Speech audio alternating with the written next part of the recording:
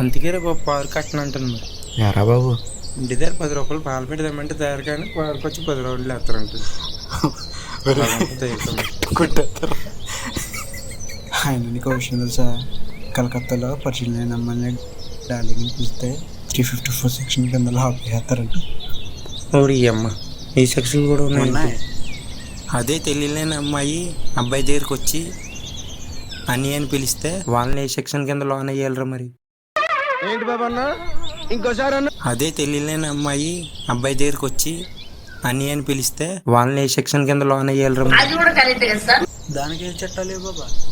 Section అంటే బాగుండ్రా, ఇంకోసారి section అంటే బాగుండ్రా. మన అర్థం కంగారు కరెక్ట్ మనిషి దొరికావయ్యా.